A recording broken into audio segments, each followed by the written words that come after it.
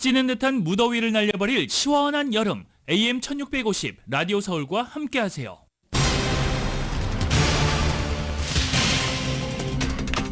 베이커스필드에서 어제 규모 5.3의 지진이 발생했습니다. 남가주 대부분 지역에서 진동을 느꼈습니다. 연방지질조사국은 지진 발생 이후 4.1 규모 여진이 재차 발생하면서 모두 20여 차례에 걸쳐서 여진이 계속됐다고 전했습니다. 기승을 부리던 폭염은 오늘부터 수그러듭니다. 낮 최고 기온이 세 자릿수를 기록했던 지역도 최대 10도까지 기온이 떨어질 것으로 보입니다. 캘리포니아 패스트푸드 근로자들의 임금 인상 이후에 메뉴 가격도 상승했습니다. 그런데 패스트푸드 근로자들이 또다시 임금 인상을 요구하고 나섰습니다. 민주당 부통령 후보가 된 팀 월즈 미네소타 주지사 첫 유세 행보에 대해서 당내에서 공화당에 크게 한 방 먹였다는 자평입니다. 이번 대선은 성별과 인종, 진보와 보수의 대결 구도가 그 어느 때보다도 선명해졌습니다. 이제 경기 침체와 중동 전쟁 등이 남은 기간의 변수가 될 전망입니다. 트럼프 전 대통령이 자신의 새로운 지지자 중 한 명인 일론 머스크, 테슬라 최고 경영자와 만난다고 밝히며 여론 관심을 유도했습니다. 전기차 산업의 성장 전망치가 낮아지는 가운데 이른바 트럼프 리스크까지 겹치면서 전기차 관련 펀드에서 대규모 자금이 빠져나가고 있습니다. 고금리가 소비자들을 압박하고 있는 가운데 신용카드 부채가 1조 1,400억 달러대를 넘어서고 연체율도 13년 만에 최대 수준으로 높아진 것으로 나타났습니다. 디즈니 플러스 스트리밍이 플랫폼 구독 가격을 인상할 예정입니다. 디즈니 플러스에 광고가 붙은 요금제는 한 달에 $9 99센트로 $2 인상됩니다. 허리케인 데비가 플로리다주를 강타한 뒤 해변에 $100만 상당의 코케인이 밀려 들어왔습니다. 중국이 좀비 마약으로 불리우는 펜타닐 원료가 되는 화학물질에 대한 통제를 강화하고 나서자 미국 백악관이 환영의 입장을 발표했습니다. 바이든 행정부는 하마스가 최고 정치 지도자로 새로 선출한 야히야 신와르를 향해 휴전 협상을 조속히 타결하기 위해 노력하라고 촉구했습니다. 전 세계에서 코로나가 다시 증가세를 보이고 있는 가운데 파리 올림픽에서도 지금까지 적어도 40명의 선수가 감염된 것으로 파악됐습니다. 금투세를 둘러싼 여야 신경전 팽팽합니다. 여야 정책을 담당하는 정책위원장들은 첫 만남을 갖고 협치에 시동을 건 모습입니다. 그러나 최상병 특검법과 관련해서 야당은 곧 세 번째 발의를 공언하면서 여당을 압박했고 여당도 탄핵 공작이라며 태스크포스까지 출범시키며 맞불을 놨습니다. 파리올림픽에서 세계 정상에 오른 순간 협회를 향해 작심 발언을 쏟아냈던 배드민턴 안세영 선수가 귀국 직후에는 우선 말을 아꼈습니다. 우상혁이 높이뛰기 예선에서 2m 27을 넘어서 공동 3위에 올라 결선 진출을 확정했습니다. 태권도 박태준 선수가 남자 58kg급에서 2연승으로 준결승에 안착하고 세계 랭킹 1위 모하메드 칼릴 젠두비와 격돌하게 됩니다. 한국 대표팀은 금메달 11개, 은메달 8개, 동메달 7개로 종합 6위를 기록 중이고 미국 대표팀은 금 24, 은 31개, 동메달 31개로 종합 선두를 달리고 있습니다. 오늘 뉴욕 증시는 상승 출발하고 있습니다. 원달러 환율은 1376.8원으로 마감했습니다. 남가주 오늘 맑은 날씨에 LA 한인타운 낮 최고 기온 86도로 예상됩니다. 이 시간 주요 뉴스는 하늘 위 호텔, 세계 최대 항공기 아시아나항공 A380에서 차별화된 서비스를 만나보세요. 고국까지 편안하고 안전하게 모시는 아시아나항공 제공입니다.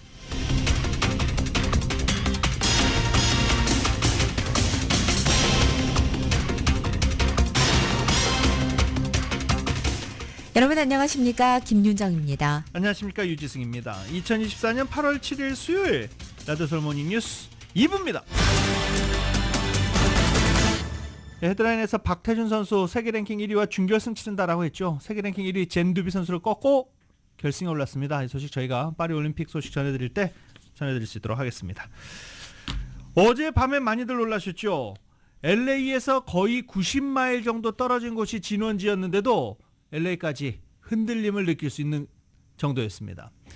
어제 한밤중이라고 그러면 좀 그렇죠. 9시 또 한참 일할 시간일 수도 있는데요. 어제 저녁 9시경 LA 북쪽 베이커스필드 인근에서 강진이 발생해서 남가주 전역에서 주민들이 화들짝 놀랐습니다.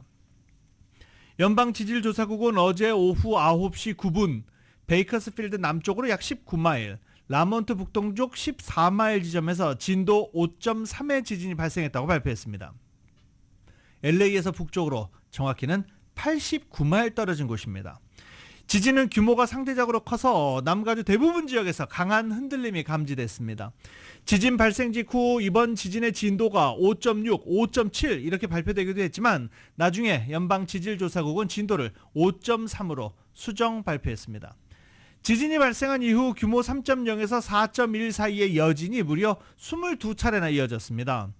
지진으로 인한 인명이나 재산 피해는 보고되지 않았고 소방국이 인근 지역 상당히 넓은 지역을 상대로 인프라, 교량 이런 것들을 점검을 했는데 크게 손상된 것은 없다라고 오늘 오전에 발표되기도 했습니다. 하지만 최근 이렇게 강진이 잇따르고 있어서 주민들의 불안감 가시지 않고 있습니다. 지난달 6일이었죠. 발스토우에서 규모 4.9의 지진이 발생한 후 또 여진이 엄청나게 오랫동안 이어졌던 바 있습니다. 그런데 어제는 베이커스필드에서 규모 5.3의 강진이 발생해서 주민들이 불안해하고 있습니다. 그런 말이 사실 맞긴 맞는 것 같아요. 폭염, 정말 너무 더운 더위가 오면 지진이 이어진다. 네, 뭐 좀 조사 좀 해봐야 되겠습니다만 그렇습니다. 캘리포니아에서는요 매년 수천 건의 지진이 기록되고 있지만 규모 4.0 이상의 지진은 최대 20차례 정도에 불과합니다. 그런데 어제 발생한 지진은 5.3 강진이었습니다. 올여름 캘리포니아주에서 코로나가 급증세가 지속되고 있습니다. 노약자와 기저질환자들에게 처방되는 항바이러스제 팍스로비드가 약국마다 품절 사태를 겪고 있는 것으로 알려지고 있습니다. 정부 보조금 중단으로 약값이 치솟고 재고를 확보하더라도 수요가 적어서 수익성이 낮아 팍스로비드 판매가 어렵기 때문입니다.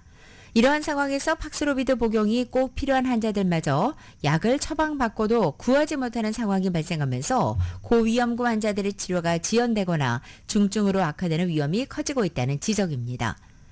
팬데믹 비상사태 기간이던 2021년 12월 연방식품의약국 FDA의 긴급 사용 승인을 받았던 팍스로비드는 코로나로 인한 중증 질환의 위험도가 높은 성인의 입원과 사망을 예방할 수 있는 항바이러스 약물입니다. 고혈압과 근육통, 설사 등의 부작용이 나타날 수는 있지만 현존하는 코로나 치료주 중에서는 부작용이나 이상 반응이 나타날 확률이 가장 적고 많은 사람들에게 보급 가능한 약으로 알려져 있습니다. 하지만 문제는 팍스로비드가 FDA 정식 승인을 받고 팬데믹이 공식 종료되면서 정부의 보조금이 끊겼고 약값이 천정부지로 치솟았다는 것입니다. 현재 소규모 약국들이 이 팍스로비드를 들여놓지 않고 있는 결정적인 이유가 바로 이 가격 때문입니다. 대형 약국 체인들의 상황도 역시 비슷합니다. 대형 약국들은 소형 약국들에 비해서 팍스로비드를 구비하고 있는 경우는 많았지만 물량이 넉넉지 않아서 품절과 입고가 반복되고 있는 실정입니다. 이렇게 전 세계에서 코로나 바이러스 다시 증가세 보이고 있습니다. 파리올림픽도 마찬가지입니다. 적어도 40명의 선수가 감염된 것으로 파악되고 있는데 지금 경기 출전을 앞두고 감염 조사 안 한 선수들도 있거든요. 더 확산되지 않을까 굉장히 우려스러운 상황입니다. KBS입니다. 최근 몇 달 사이 코로나19 감염이 계절과 무관하게 전 세계적으로 확산하고 있습니다. 세계보건기구 WHO는 현지 시각 6일 유엔 제네바 사무소에서 열린 브리핑에서 코로나19 검사 건수 대비 양성 반응 비율을 뜻하는 양성률이 몇 주간 증가세라고 밝혔습니다. 또 이 같은 추세가 한동안 꺾이지 않을 것 같다면서 더 심각한 변종 코로나 바이러스가 곧 나타날 수 있다고 경고했습니다. Data from our Sentinel-based systems across 84 countries reports that the percent of positive tests for SARS-CoV-2 has been rising over the last several weeks. 양성률은 지역마다 차이가 나지만 평균적으로 10%를 넘는 것으로 조사됐습니다. 특히 유럽에서는 양성률이 20%를 넘었는데 파리올림픽에서도 적어도 40명의 선수가 양성 반응을 보인 것으로 파악됐습니다. It's not surprising to see athletes being infected because, as I said before, the virus is circulating quite rampantly in other countries. WHO는 프랑스 당국과 협력해 올림픽 기간 내 확산 방지 조처를 하고 있으며 많은 사람이 경기장에서 마스크를 착용하고 있다고 말했습니다.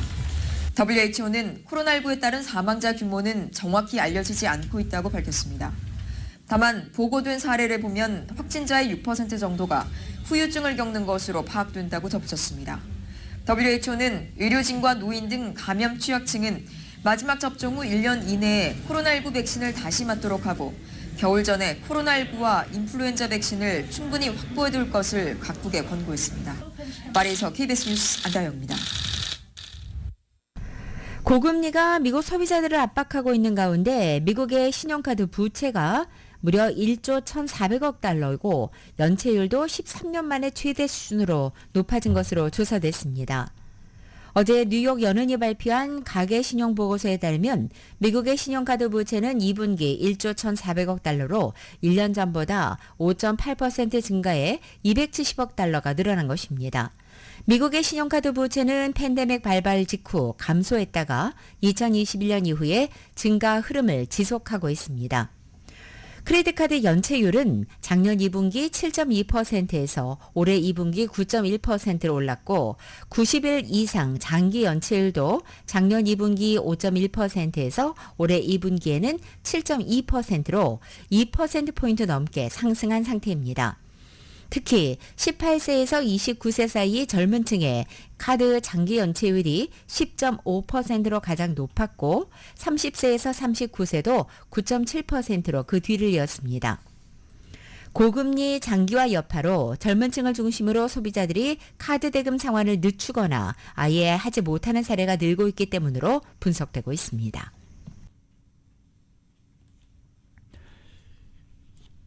지난 4월부터 패스트푸드 업체 종업원들의 시간당 임금 20달러로 인상됐었죠. 그러면서 캘리포니아 내 패스트푸드 식당 중 98%면 뭐 거의 전부라고 봐도 되겠죠. 이 98%가 메뉴 가격 인상한 것으로 나타났습니다. 이 얘기 들으시면 얼마 전에도 이 얘기 전해드렸는데요. 이 뉴스 들으시고 많은 분들이 어쩐지 햄버거 먹으러 갔는데 너무 비싸더라 라고 말씀하신 분들 상당히 많습니다. 이은 기자가 로컬 뉴스 정리했습니다. 아시아나 한국 측이 지난 5일부터 지난 4월부터 가주 패스트푸드 업체 종업원들의 시간당 임금이 20달러로 인상되면서 가주 내 패스트푸드 식당 중 98%가 메뉴 가격을 인상한 것으로 드러났습니다. 해당 조사는 지난 6월과 7월 동안 임플로이먼트 인스티튜트 측이 패스트푸드 매장의 업주들을 대상으로 실시한 설문조사에서 나온 결과로 가주 내에서 182군데 패스트푸드 매장들이 메뉴 가격을 인상한 것으로 드러났습니다. 응답한 패스트푸드 업체 중 67%가 직원들의 시간당 최저임금이 인상되면서 매장 하나당 최소 10만 달러의 비용이 추가적으로 들어가게 됐다고 밝혔습니다. 가주 내 패스트푸드 매장 4개 중 1개꼴로 20만 달러 이상의 비용이 추가된다고 설명했습니다. 매장을 추가적으로 오픈하겠냐는 질문에는 응답자들의 89%가 매장 추가 오픈에는 매우 회의적인 입장입니다. 심지어 응답자들의 59%는 가주가 아닌 타주의 매장을 오픈하겠다고 응답했습니다. 한편 패스트푸드 업계 노조에서는 최근 내년 1월까지 또 한 차례의 임금 인상을 요구하고 나선 바 있습니다. 지난 4월 최저시급이 16달러에서 20달러로 인상된 데 이어 내년 1월까지 최저시급을 20달러 70센트로 인상해달라는 요구를 하고 나섰습니다. 패스트푸드 노조를 업계 최저임금 인상 이후에도 직원들의 고용이 급증했다는 이유를 들어 또 한 차례 임금 인상을 요구하고 있지만 패스트푸드 업계 최저시급 이후 메뉴 가격이 인상되면서 소비자들의 부담으로 고스란히 전가되고 있습니다. 최근 엔시노를 중심으로 샌퍼난도 밸리 지역에 주거 침입 절도 행각이 잇따르고 있는 가운데 6일 새벽 엔시노 저택이 절도범의 표적이 되었습니다. 6일 새벽 3시경 16,000블락 문크레스크 드라이브에 위치한 주택에 절도단이 침입해 신고를 받고 경찰이 출동했습니다. 당시 집안에는 사람이 있었고 절도범들이 집안을 뒤지는 소리를 듣고 경찰이 신고한 것입니다. 경찰이 현장에 출동했을 때 절도범들은 이미 도주해버린 상태였습니다. 이날 절도단 침입으로 부상자는 보고되지 않았습니다. 지난 7월 한 달 동안에만 엔시노 지역에서 최소 8건의 주거침입 강절도 행각이 보고되면서 지역 주민들을 불안에 떨게 만들고 있습니다. 엔시노 지역에서 잇따른 주거침입 절도 행각의 용의자들은 한 명도 체포되지 않은 상태입니다. 라디오 서울 뉴스 이은희입니다. 월트 디즈니 컴퍼니가 미국에서 스트리밍 플랫폼 구독 가격을 인상합니다. 어제 디즈니가 발표한 새로운 요금제에 따르면 디즈니 플러스에 광고가 붙은 요금제는 한 달에 9달러 99센트로 종전 7달러 99센트에서 2달러 인상됩니다. 광고 없이 볼 수 있는 요금제는 종전에 13달러 99센트에서 15달러 99센트로 역시 2달러 비싸집니다. 인상된 가격은 오는 10월 17일부터 적용됩니다. 미국 경제매체 CNBC 측은 디즈니의 이번 가격 인상이 최근에 출시된 묶음, 즉 번들 상품으로 가입자를 유도하기 위한 것이라고 분석했습니다. 디즈니는 그동안 자체 플랫폼인 디즈니 플러스와 훌루, ESPN 플러스에 한해서 묶음 상품을 제공해 오다가 지난달 하순 워너브라더스 디스커버리와 제휴해서 이 회사의 HBO 맥스를 추가한 새로운 묶음 상품을 출시했습니다.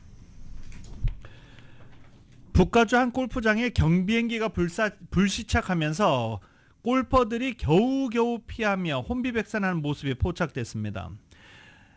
해기녹스 골프장에 소형 비행기 한 대가 불시착하면서 퍼팅 연습을 하던 골퍼 옆으로 스치듯 지나가는 아찔한 상황이 발생한 것입니다.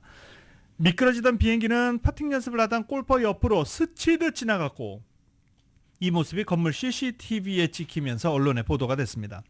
비행기는 잔디를 가로질러 미끄러지다가 클럽 건물 앞에 멈춰섰습니다. 대형 인명피해가 발생할 뻔했지만 퍼팅 연습을 하던 골퍼는 정말 간발의 차로 화를 면했고 조종사 역시 심각한 부상을 입지 않은 것으로 알려졌습니다.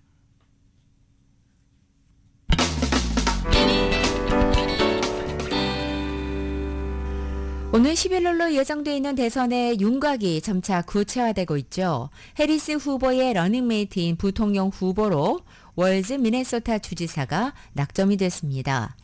이렇게 전국적인 지명도가 높지 않았던 월즈가 이 트럼프는 이상하다라는 저격 반론으로 세를 모으자 트럼프 측도 맹반격에 나서고 있습니다. KBS의 보도입니다. 해리스 미국 민주당 대통령 후보의 러닝메이트로 지명된 팀 월즈 미네소타 주지사. 트럼프는 이상하다는 발언으로 인기를 끈 저격수답게 첫 동반 유세에서 날선 공격으로 분위기를 이끌었습니다. You know it, you feel it. These guys are creepy and yes, just weird as hell. That's what you see. 친서민, 친노동자 성향의 월즈는 유세 내내 해리스를 깎듯이 예우했습니다. 이렇게 충성심이 높고 호흡이 잘 맞기 때문에 해리스가 핵심 경합주인 펜실베니아의 셔피로 주지사 대신 인지도가 낮은 월즈를 선택한 거라고 미국 언론은 분석했습니다. 여론조사 상승세도 이어져 트럼프의 지지율을 역전했다는 결과도 잇따랐습니다. 해리스 월즈로 대진표가 짜이자 트럼프 전 대통령은 역사상 가장 급진적인 좌파 2인조라며 맹비난했습니다. 진보적 성향이 뚜렷한 두 사람을 상대로 경제와 국경 개방, 불법 이민 문제 등을 집중 공격할 태세입니다. 트럼프 전 대통령은 테슬라 CEO인 일론 머스크와 중대 인터뷰를 예고하며 여론의 관심도 유도했습니다. 벤스 공화당 부통령 후보도 맞불 공세에 나섰습니다. He's been one of the most far left radicals in the entire United States government at any level. 이번 미국 대선은 성별과 인종, 진보와 보수의 대결 구도가 어느 때보다 선명해진 가운데 경기 침체와 중동 전쟁 등이 남은 기간 변수가 될 거란 전망이 나옵니다. 워싱턴에서 KBS 뉴스 김지숙입니다. 이 부통령 러닝메이트가 된 팀 월즈 미네소타 주지사는 최종 후보 3명 가운데 가장 약체로 평가됐던 인물입니다. 펜실베니아 주지사 조시 셔피로나 우주 비행사였던 마크 켈리 상원 의원에 비해서 정치공학적으로나 전국 인지도 측면에서 밀렸기 때문입니다. 하지만 해리스 부통령은 부통령직을 해본 경험에 비추어 러닝메이트를 찾는 과정에서 라포, 이 친밀감에 기반한 유대관계를 우선시했습니다. 또 자신의 정치적 야심보다는 대통령을 충실히 보좌하는 역할에 집중할 2인자를 원했던 것으로 알려졌습니다. 해리스 부통령은 그런 측면에서 자신의 직감을 믿고 로우키의 월즈 주지사를 러닝메이트로 낙점한 것이라고 뉴욕타임즈, 월스트리트저널, 워싱턴포스트, CNN 등등등이 보도하고 있는 중입니다. 켈리 상원 의원은 진작에 3순위로 밀려난 가운데 야심 있는 샤피로가 부통령으로서의 자신의 역할에 대해서 질문을 했다면 월즈는 팀을 위해 뭐든지 하겠다라고 약속했다고 뉴욕타임즈는 전했습니다.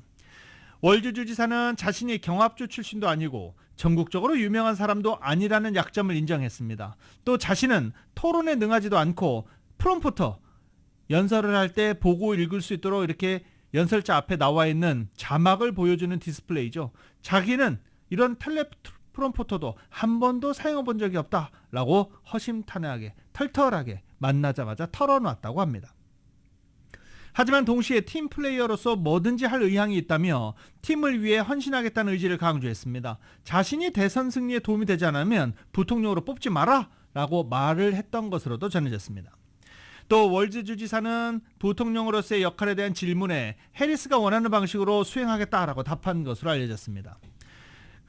월즈 주지사는 특히 향후 언젠가 대선에 출마할 생각이 있는지에 대해서는 그런 의사 전혀 없다라고 똑똑하고 분명하게 말했다고 소식통들은 전했습니다.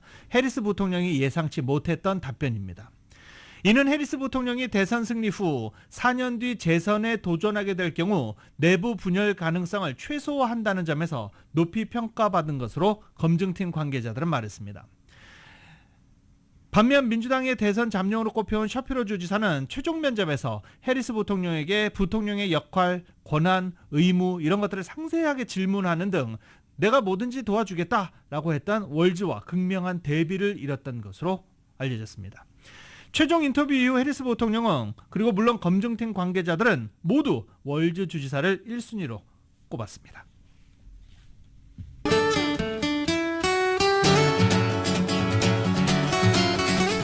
8월 7일 수요일 남가주의 날씨입니다. 오늘 낮 기온 어제보다 4도에서 8, 9도가량이나 떨어져서 폭염의 기세가 수그러들기 시작합니다. 목요일은 내일은 오랜만에 예년 기온을 회복하겠고 금요일에도 비슷하게 유지되겠습니다.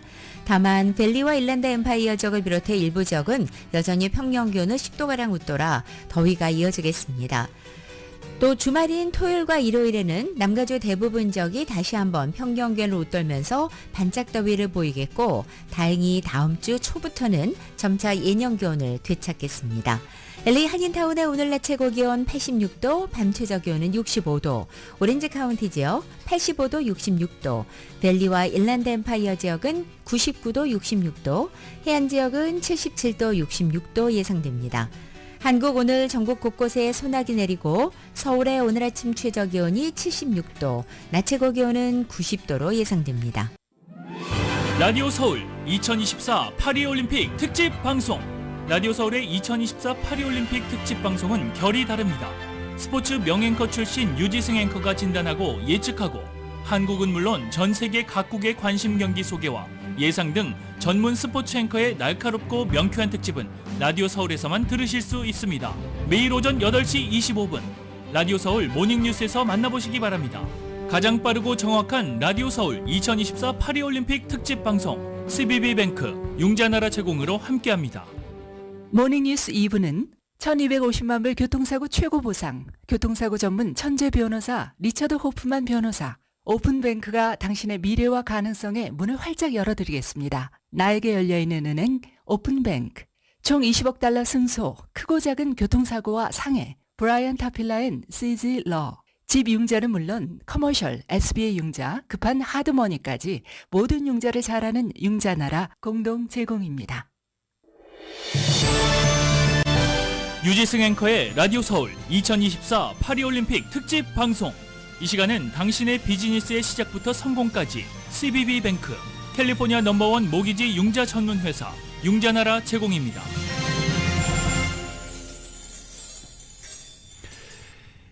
파리올림픽 태권도 뭐 여러 가지 메달이 기대되는 한국 대표팀 경기들이 몇 개 있지요. 그리고 역대 최고 성적을 기록할 수 있을 것인가? 이번 파리올림픽에 한국 대표팀에 거는 기대 굉장히 큽니다. 파리올림픽 아직 남아 있어요. 태권도에서도 기대가 되는데요. 태권도의 선봉 박태준 선수가 세계 랭킹 1위 모하메드 칼릴 젠두비. 이 태권도의 세계 랭킹 1위 한국 선수들 아니야? 라고 생각하시는 분들은 많은데 아니에요. 네. 이 칼릴 젠두비 선수 58kg급 태권도 전세계 랭킹 1위인데 튀니지 선수입니다. 58kg급 은메달을 확보했습니다. 이 젠투비를 꺾었습니다. 박태준 선수는 그랑팔레에서 열린 남자 58kg급 준결승에서 젠두비를 라운드 점수 2대0으로 제압하고 결승에 올랐습니다. 몸통 공격으로 선제 득점한 박태준 1분 만에 동점을 허용했지만 종료 직전 상대 몸통을 연타하면서 6대2로 1라운드를 승리했습니다. 2라운드 시작과 함께 젠두비가 머리 공격을 성공하면서 기세를 올렸지만 박태준으로 왼발로 상대 머리를 차면서 역시 반격했습니다. 머리를 쳐 그리고 똑같이 머리를 공격한 것입니다. 이후 공방을 주고받은 끝에 8대6으로 박태준 선수가 승리를 하고 그리고 2대0 결승전에 진출했습니다. 2020 도쿄 월드컵 올림픽에서 노골드에 그쳤던 태권도 종주국 한국, 이제 브라질 리우데자네이루 2016년 올림픽 이후 8년 만에 금메달을 도전하게 됩니다. 남자 58kg급에서는 2012년 이대훈 당시 선수가 딴 은메달의 최고 성적이었습니다. 여자 탁구 대표팀은 단체전에서 12년 만에 올림픽 4강 진출에 성공했습니다. 에이스 신유빈부터 맏언니 전지희까지 환상의 호흡을 자랑하는 대한민국 선수들, 올림픽 메달까지 이제 딱 1승 남았습니다. YTN입니다. 8강전도 항저우 아시안게임 금메달 복식조인 신유빈 전지희조가 승리의 선봉에 섰습니다. 첫 복식에서 환상호흡을 뽐내며 세트스코어 3대0으로 스웨덴을 완파했습니다. 두 번째와 세 번째 단식 투자로 나선 이은혜와 전지희는 모두 첫 게임을 내주고도 연이어 3게임을 가져오며 승리를 완성했습니다. 여자 탁구가 올림픽 준결승에 오른 건 런던 올림픽 이후 12년 만입니다. 앞으로 1승만 더 올리면 동메달을 따냈던 2008년 베이징 이후 16년 만에 시상대에 오릅니다. 준결승 상대는 오늘 밤 열리는 중국과 타이완의 경기에서 결정됩니다. 세계 랭킹 1위 중국이 맞상대로 유력하지만 코트는 물론 벤치에서도 함께 뛰는 환상호흡이 우리 대표팀의 큰 강점입니다. 에이스 신유빈의 기세와 히든카드 이은혜의 상승세, 올림픽만 3번째 나서는 맏언니 전지희의 관로까지 똘똘 뭉쳐 있습니다. 일단 도쿄에서 아쉬움 그 부분 파리에서 이룰 수 있게 노력하겠습니다. 남자 탁구 대표팀도 단체전 16강전에서 크로아티아를 3대0으로 완파했습니다. 역시 세계 랭킹 1위인 중국과 오늘 오후 준결승 진출을 다툴 예정입니다. YTN 이종원입니다. 자, 한국이 과연 육상 부분에서 메달을 딸 수 있을까요? 우상혁 선수가 첫 올림픽 메달 향한 도전 일단은 순조롭습니다. 파리 스타드 프랑스에서 열린 2024 파리올림픽 육상 남자 높이뛰기 예선에서 우상혁 선수가 2m 27을 넘어서 공동 3위에 오르고 결선에 진출했습니다. 우상혁 선수는 2m 15, 2m 20, 2m 24 모두 1차 시기에서 가볍게 넘었습니다. 2m 27은 1차 시기에 실패했지만 2차 시기에서 바를 넘었습니다. 파리올림픽 남자 높이뛰기는 2m 29를 넘거나 전체 31명 중 상위 12명 안에 들면 결선에 진출합니다. 이날 경기에서 2m 27을 넘은 선수는 5명 뿐이었고 우상혁 선수 2m 29 도전할 필요가 전혀 없어서 결선 진출을 확정했습니다. 우상혁이 이번 대회에서 메달을 획득하면 그에게도, 그리고 한국 육상 트랙 앤 필드에서도 사상 첫 올림픽 메달이 됩니다. 우상혁은 처음 올림픽에 출전했던 지난 2016년 리우데자네이루 대회에서 2m 26으로 예선에서 탈락한 바 있습니다. 하지만 도쿄올림픽에서는 2m 28을 넘어서 결승행 티켓을 따내더니 2m 35로 당시 한국 신기록을 세우며 한국 트랙 앤 필드 육상 부문에서 최고인 4위에 올랐습니다. 광복 이후 한국 육상이 올림픽에서 수확한 메달 모두 도로 종목인 마라톤에서 나왔었습니다. 우상혁 선수가 과연 새 역사를 쓸 수 있을지 남자 높이뛰기 결선 11일에 펼쳐집니다. 자, 그리고 한국 다이빙의 간판 선수 우하람 선수가 올림픽 무대에서 결승에 진출했습니다. 남자 다이빙 3m 스프링보드 준결승에서 18명 중 9위에 올라 결승행 티켓을 손에 넣었습니다. 결승에 오른 선수는 12명입니다. 우하람 선수는 내일 한국 다이빙 첫 올림픽 메달에 도전합니다. 자, 그리고 한국 여자 다이빙 선수 중 처음으로 올림픽 2회 연속 준결승에 김수지 선수가 성공했습니다. 김수지 선수는 다이빙 여자 3m 스프링보드 예선에서 28명 중 11위에 오르면서 준결승 진출권을 손에 넣었습니다. 이 준결승에서 12위 안에 들면 한국 다이빙 여자 선수로는 처음으로 결승 무대에 진출하게 됩니다. 중국 수영팀이 남자 400m 혼계영 종목에서 미국의 오랜 패권을 깨뜨리고 금메달을 차지했습니다. 하지만 금지 약물 양성 논란에 상호 비난전을 이어가면서 뒤끝을 보였습니다. YTN의 보도입니다.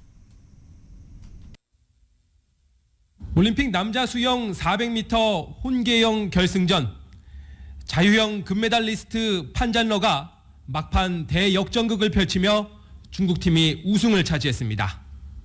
1960년 정식 종목으로 채택된 뒤 64년간 왕좌를 지켜온 미국 수영 패권에 종지부를 찍는 순간입니다.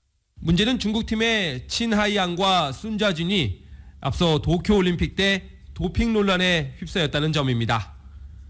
중국은 자체 조사에서 약물에 오염된 음식을 먹은 탓이라고 결론짓고 올림픽 출전을 허용했습니다. 미국의 수영 황제 펠프스는 도핑에 걸리면 평생 출전 자격을 박탈해야 한다며 중국팀을 저격했습니다. 중국 관영지는 자국 선수들이 평균 21차례 도핑 테스트를 거친 반면 미국은 6번에 그쳤다며 역공을 폈습니다. 중국 반도핑 센터까지 공식 성명을 내고 금지 약물에 대한 미국의 이중잣대를 규탄했습니다. 육상 유망주 에리온 나이튼이 스테로이드 양성 반응을 보였는데도 미국이 오염된 육류 섭취 때문이라며 징계하지 않았다고 비판한 겁니다. Actually, politicization of sport is not something new. And against the backdrop of China-US geopolitical rivalry, 올림픽 무대까지 투영된 미국과 중국의 대결 양상이 정치적 뒤끝으로 이어지고 있습니다. 베이징에서 YTN 강정규입니다. 이 올림픽을 개최하는 나라들은 개최국 이점을 받는다. 뭐 이거 사실인 것 같아요. 프랑스가요. 2차 세계대전 이후 올림픽 최다 메달 수를 경신했습니다.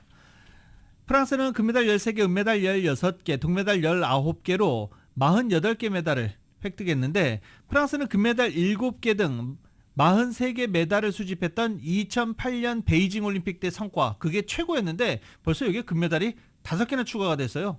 훨씬 뛰어넘었습니다. 6개네요. 6개가 추가가 됐습니다. 프랑스 언론은 2차 세계대전 이후 프랑스가 단일 대회에서 거둔 최고의 성적이다라고 평가하고 있습니다. 그리고 프랑스 지금 축구 결승에 올라서 더 아주 흥에 올라있는 그런 상태입니다. 모든 경기장이 프랑스 국기로 가득 찰 만큼 프랑스 선수들은 자국민들의 열화와 같은 응원에 메달로 화답하고 있는 중입니다. 그런데 흥행 면에서는 지금 크게 돈을 많이 벌고 있지는 못하는 것 같습니다.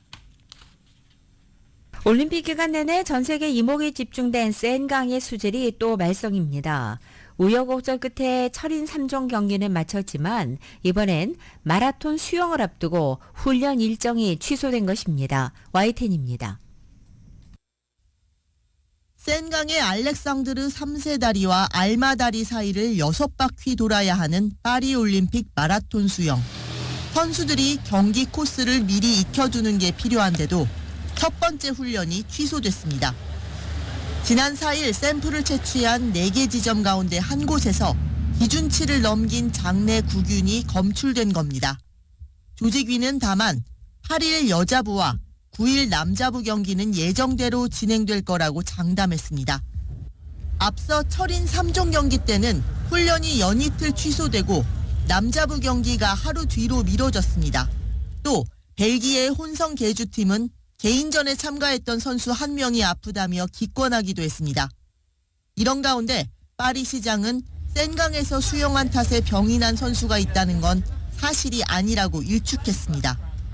파리시는 한술 더 떠 센강에서 수영하려는 사람이 줄 설 것으로 전망했는데 시민들의 반응은 엇갈립니다. 1923년 이후 수영이 금지되어 온 센강에서 올림픽 경기를 치르겠다는 파리시의 포부는 줄곧 논란거리였습니다. 비가 내리면 처리되지 않은 하수가 유입돼 강물이 더러워지고 햇볕이 쨍쨍하면 맑아지는 등 수질이 전적으로 날씨의 영향을 받기 때문입니다.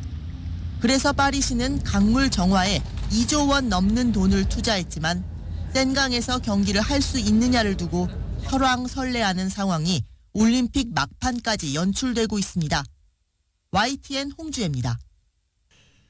미국 중반이 넘어서면서 단독 선두로 치고 올라섰습니다. 미국이 언젠가부터요. 금메달, 은메달, 동메달 이렇게 순위로 하던 종합 순위를 전체 메달을 합해서 이제 순위를 매기는 방식으로 바꿨어요.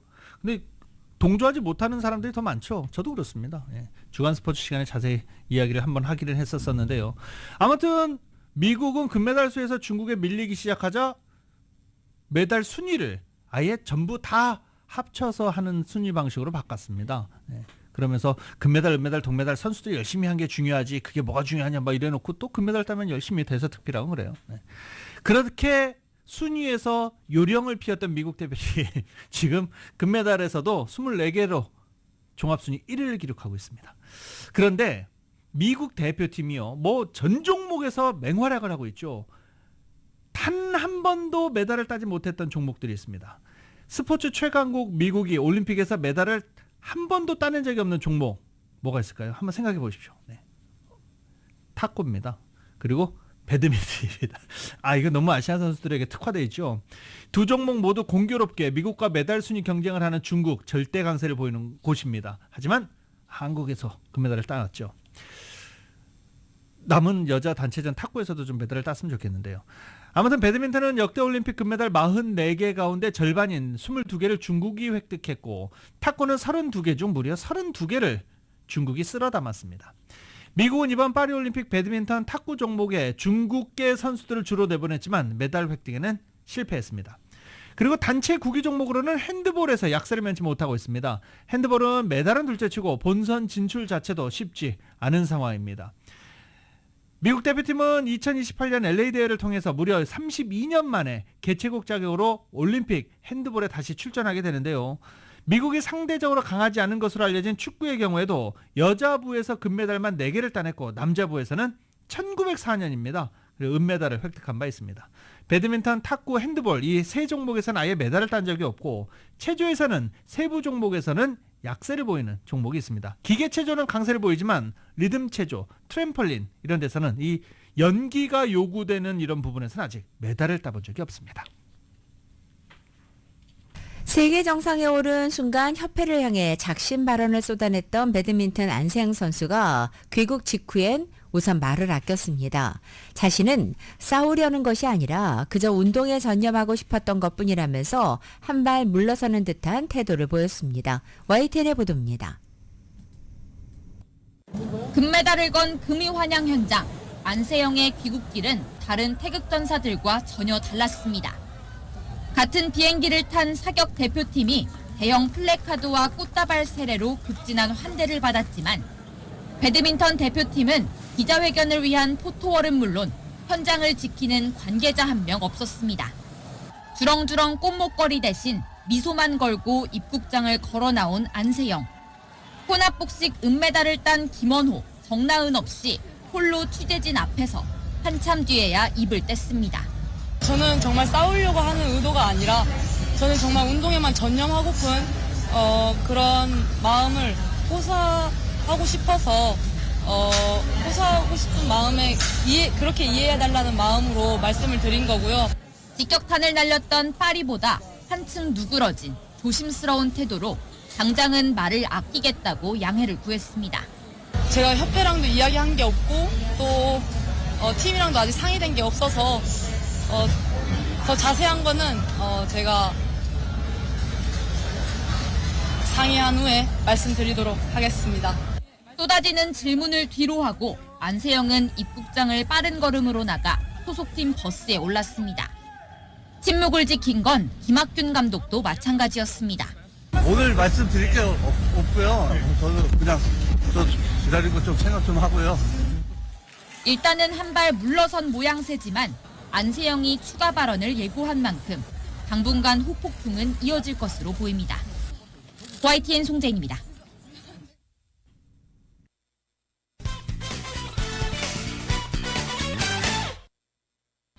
SK하이닉스와 삼성전자 등 세계 5대 반도체 제조업체 모두 미국 행정부의 재정 지원을 받아 미국 내 반도체 공장을 짓기로 약속했다고 뉴욕타임즈가 보도했습니다. SK하이닉스가 인디애나주 반도체 패키징 생산기지 투자와 관련해 최대 4억 5천만 달러 보조금을 지급한다라고 상무부가 발표하면서 미국 반도체 제조 산업 재건에 이정표가 세워졌다라고 말했습니다. 세계 반도체 생산에서 미국 내 제조 비중은 1990년 37%에서 현재 10% 정도로 낮아진 상태로 미국 행정부는 그동안 자국 내 생산 비중 제고를 주요 우선 과제이자 경제 정책의 핵심 의제로 삼고 점유율 반전을 위해 노력해 왔었습니다. 반도체협회는 이런 새로운 투자가 2032년까지 미국 내 반도체 제조 능력을 3배로 늘려 미국의 글로벌 칩 제조 비중을 14%로 끌어올릴 것으로 내다봤습니다. 상무부 관계자는 SK하이닉스에 대한 보조금 지급으로 미국 내 칩 제조를 강화하고 필수 반도체에 대한 미국의 아시아 의존도를 줄이기 위한 초당파적인 법안인 반도체법에 따른 반도체 생산 지원금 390억 달러 가운데 300억 달러 이상을 배정했다고 밝혔습니다. 이 가운데 인텔이 85억, TSMC가 66억 달러의 보조금을 지급받을 예정입니다. 이들 기업은 미국에 3천억 달러를 투자하기로 약속했고 이는 10만 개 이상의 일자리를 창출하는 데 도움이 될 것으로 추정됐습니다. 최근에 미국 주식 폭락 장세에서 헤지펀드를 비롯한 기관 투자자들이 개별 종목을 적극 사들인 것으로 나타났습니다. 경기 침체 논란으로 주가가 크게 떨어진 이 시점을 기관들은 저가 매수 기회로 삼았다는 평가입니다. 투자은행 골드만삭스 집계에 따르면 초보 투자자들이 공포에 빠져서 주식을 내던지는 동안에 헤지펀드들은 지난 3월 이후 가장 큰 순매수를 기록했다고 블룸버그 통신이 보도한 것입니다. 헤지펀드들도 지난 수개월 동안 매도 행진을 이어왔지만 이번 급락장 때는 매수세로 돌아섰다는 것입니다. JP모건의 별도 분석에서도 기관 투자자들은 스탠더드&푸어스 S&P 500 지수가 3% 하락하는 최근 장에서 주식을 140억 달러어치 순매수했습니다. 기관 투자가들이 연중 주가가 최대로 폭락한 날에 이처럼 주식을 사들였다는 것은 최근의 경기 침체 가능성에 대한 대중의 우려가 과도했음을 보여주는 것이라고 블룸버그는 진단했습니다. 전기차 산업 성장 전망치가 낮아지는 가운데 이른바 트럼프 리스크까지 겹치면서 전기차 관련 펀드에서 대규모 자금이 빠져나가고 있습니다. 금융정보업체 EPFR이 추적하는 전기차 관련 펀드들의 올 들어 지난달 말까지 순유출액은 16억 달러에 달해서 지난해 한 해 총 상환액보다 많은 것으로 나타났습니다. 전기차 최대 시장인 중국에서 상반기 거의 5억 달러가 상환됐고 미국과 한국, 일본에서도 2분기 순유출을 기록했습니다. 백악관은 최근 이란 영토 안에서 이루어진 팔레스타인 무장정파 하마스 정치 지도자 암살 사건에 대한 이란 측의 보복 공격이 지난 6일 현재 시작되지 않은 것으로 판단한다라고 밝혔습니다. 가린 장피에르 백악관 대변인은 어제 브리핑에서 이스라엘 등에 대한 이란 또는 헤즈볼라의 대응이 시작됐다고 보지 않는다며 우리는 중동 지역 폭력의 확대를 여전히 우려한다라고 말했습니다. 전날 미군이 주둔하고 있는 이라크 서부의 아인 알 아사드 공군기지 내부에 카추사 로켓 2발이 떨어져 미국 측 인원 최소 5명이 부상하는 사태가 발생했지만 아직은 이란과 중동의 친이란 세력이 암살 사건에 맞서 본격적인 보복 공격에 나선 상황은 아니라는 판단을 밝힌 것입니다. 이스라엘군이 팔레스타인 가자 지구에 대피령을 발령했지만 피난민 규모가 작아졌다고 유엔이 전했습니다. 이 피난민들이 이제 걸어다닐 힘도 없어요. 이렇게 이야기하는 것으로 알려지고 있습니다. 이스라엘은 강도 높은 공습이나 지상군 작전 직전 민간인에 대해 대피령을 내리는데 피난민이 움직이지 않는 것입니다. 주민들은 여러 차례 대피령이 반복되면서 그 어디도 안전한 곳이라고 믿기 어려운 데다 그나마 기존 체류지에 있던 생활 기반을 또 다 버리고 떠나려니 차라리 공습 위험을 견디는 쪽을 택한 것으로 보인다는 해석입니다. 이란과 이스라엘 간 살얼음판 긴장이 이어지는 가운데 레바논의 친이란 무장 세력 헤즈볼라와 이스라엘 간의 무력 충돌은 계속되고 있습니다. 지난달 말 암살로 정적 지도자를 잃은 하마스는 10월 7일 이스라엘 기습을 기획한 신와르를 새 정치 지도자로 선출했습니다. KBS의 보도입니다. 레바논과 국경을 접한 이스라엘 북부 지역에 공습 사이렌이 울립니다. 헤즈볼라가 발사한 공격용 드론이 이스라엘 방공망을 뚫고 침투해 10여 명이 다쳤습니다. 드론을 요격하려던 미사일이 빗나가 인근 마을에 떨어졌고 이스라엘 주민 여럿도 다쳤다고 현지 매체가 보도했습니다. 같은 날 이스라엘 군도 헤즈볼라가 주둔한 레바논 남부 일대를 공습해 전투한 최소 6명이 숨졌습니다. 이란과 이스라엘 간 긴장이 첨예해진 가운데 이스라엘과 헤즈볼라도 무력 충돌을 이어가고 있습니다. 헤즈볼라 수장 나스르 알라는 이란과 헤즈볼라가 이스라엘에 대응할 의무가 있으며 강력하고 효과적일 것이라고 주장했습니다. 팔레스타인 무장정파 하마스는 이란 수도 테헤란에서 암살된 정치국 최고 지도자 하니예의 후임으로 신와르를 선출했습니다. 신와르는 2017년부터 가자 지구 지도자를 맡고 있으며 지난해 10월 7일 이스라엘 기습을 설계한 것으로 알려진 강경파 인물입니다.